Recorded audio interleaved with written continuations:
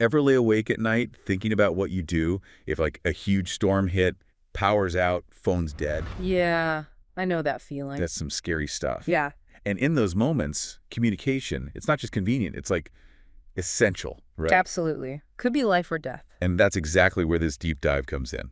We're digging into the ARES Field Resources Manual, this guide to using amateur radio when things go sideways. Which, even if you're not a ham radio operator, this manual, it's got some seriously good advice for anyone who just wants to be ready for anything. Right, like whether it's a natural disaster or just like, the power goes out, it's always good to be prepared. And that's why I was so excited when you sent this over. Yeah, it's a good one. It is, but it's also like, whoa, a lot of info. So we're going to break it all down, make it super digestible. Exactly. Actionable steps. That's what we're going for. Okay, so first things first. Yeah. Right. If disaster strikes, what's the very first thing this manual says to do? First thing is, before you even touch that radio, make sure you're safe. You, your loved ones, everybody. Page 5, there's this checklist for those first few critical minutes. Right, because it's like on those airplanes, got to put your own oxygen mask on first. 100%. Secure yourself first, then you check in on that local ARES emergency net frequency. Oh, yeah, that's a good point. Should probably have that written down somewhere safe, huh? Absolutely. That frequency, that's your lifeline when everything else goes down. Your assigned frequency is. Direct line to, like, mission control for your area. And speaking of lifelines, this Ready Kit, the manual keeps mentioning, what's the deal with that? I'm looking at pages 8 through 10 now. Okay, so the Ready Kit, that's where the rubber meets the road with preparedness.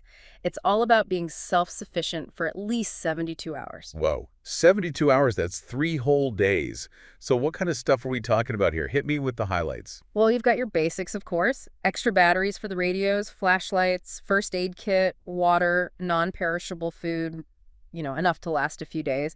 And you'll definitely want one of those 2-meter handheld transceivers. 2-meter handheld transceiver. Okay, what makes that different from, say, my grandpa's old shortwave radio? Good question. So those 2-meter handhelds, they're designed for local communication within a city or county, small, battery-powered, and they operate on frequencies that are specifically for emergencies. Got it. So it's like a walkie-talkie, but, way more powerful and important. You got it. Plus, don't forget your ARES ID card. Lets officials know you're part of the team. But it's not all high-tech. The manual also mentions stuff like a whistle, duct tape, basic tools, even throat lozenges. Wait, throat lozenges. What is this, a disaster preparedness kit or like a survival guide for karaoke night? Think about it. You're going to be doing a lot of talking, coordinating, maybe even relaying crucial information. Makes sense, yeah. Nobody wants to be that guy with the croaky voice on the radio when an emergency hits.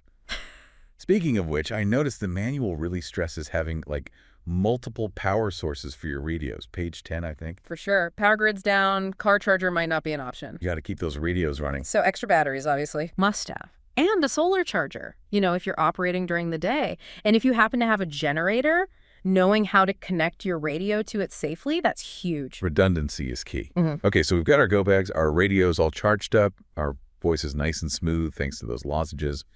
But then, oh boy, we hit a section that's pure alphabet soup, ARES, NTS, races.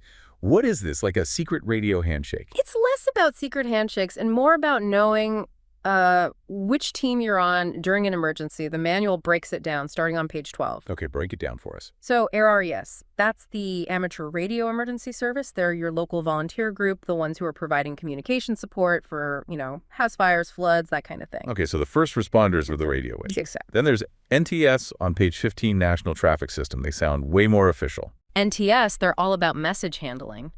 Think of it like the postal service of the airwaves. They operate every day making sure messages get relayed efficiently across the country. So keeping the lines of communication open, even when things are relatively calm. Gotcha. What about races on page 19? What makes them different? RACES, that's the Radio Amateur Civil Emergency Service. That's the government's official amateur radio arm. They're activated during big emergencies, hurricanes, widespread power outages, that sort of thing. Okay, so like the difference between your local fire department and FEMA, both essential but different levels. Exactly. That makes sense. But what happens if, say, a hurricane hits and both ARES and races need to be activated?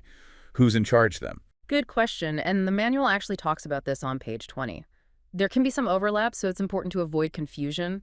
Clear communication is key here, and following the lead of whoever the designated authorities are. Right, like you might be the best cook in the kitchen, but when the guest chef shows up, you got to follow their lead. Exactly. Makes sense. So we've got our teams, but what about the actual language we use when disaster strikes? I mean, we can't just yell, "Mayday, Mayday," into radio, right? Well, in a real pinch, a distress call, like Mayday, it'll definitely get attention, but there's a little more to it. The manual gets into this on page 33, talks about a formal radiogram message. Okay, radiogram. Sounds official. It is pretty official, but really it's about, being clear, especially when it really matters. Right, because in an emergency, every second counts. Exactly. So think of a radiogram like a telegram, but for radios, right? It's got this specific structure, a preamble, an address, the message itself, and a signature. That way all the important stuff gets through. So no rambling on, like in those voicemails we all get sometimes? No rambling. And get this, instead of using punctuation, commas, periods, you use the letter X. X marks the spot. Kind of love that. It's like its own little code. Yeah. But it's not just how we send the message, it's what we send to, right? Yeah. And making sure it gets to the right people. Which brings us to, let me guess, more acronyms. Yeah. ICS this time. You got it. The Incident Command System. Basically, it's how we manage resources and people during an emergency. Firefighters use it, FEMA, everybody. Even knowing just the basics, it can make you so much more helpful during an event. The manual gets into it on page 21. So instead of chaos, ICS is like the rule book. Right, exactly. Provides structure. What are some of the key things from the manual that our listeners should know? Well, one of the biggest is this idea of span of control, which the manual does a good job of explaining. Basically, there's a limit to how many people one person can effectively, manage when things are crazy. Makes sense. Too many cooks in the kitchen and all that. Right. So how this ties into amateur radio is ICS. It gives us a standardized way to communicate and coordinate. So by understanding ICS, even a little bit, we can work better with the pros, avoid duplicating efforts, and just make sure that critical information is flowing. Speaking the same language. Yeah. Even if you're driving a different kind of vehicle. So we're all on the same page. Now, let's talk about something that I think is kind of scary hazmat situations. I mean, a power outage is one thing, but what about like a chemical spill or something like that? Yeah, that's a whole other level. And the manual, actually, it dedicates a whole section to hazmat incident guidelines, starting on page 25. And rule number 1, extreme caution. You want to help, of course, but not if it puts you or anyone else in danger. Right. Like you can't help anyone if you become a casualty yourself. Exactly. So knowledge is key here. The manual talks about understanding those DOT placards, the ones you see on trucks carrying hazardous materials. Those diamond-shaped signs. Those are the ones. Each color means a different hazard class, like flammable, health risk, and the numbers tell you the specific substance. Page 23 of manual gets into that. You can even look up that 4-digit number in the DOT Emergency Response Guidebook. They mention that on page 24. So it's like having a decoder ring for dangerous chemicals. Pretty much. Gotcha. So if we ever find ourselves in that situation, first job is gather information from a safe distance, not rush in like an action hero. Exactly. We're communicators, not first responders. Our job is to get accurate info out, not become part of the problem. Safety first.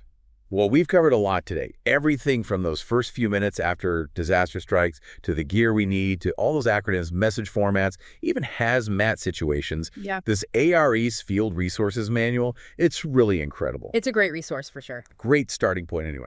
Definitely. This was just a taste, to get you thinking about your own preparedness and just to highlight how important amateur radio is when things go wrong. Knowledge is power, as they say.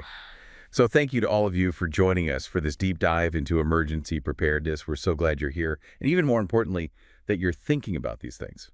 This is just the beginning, though, right? Get involved, volunteer, find some experienced operators in your area, learn from them. You've gotten a glimpse of what you can do. Now it's time to take that next step. Become that lifeline your community needs. You never know when your skills and your knowledge are going to make all the difference.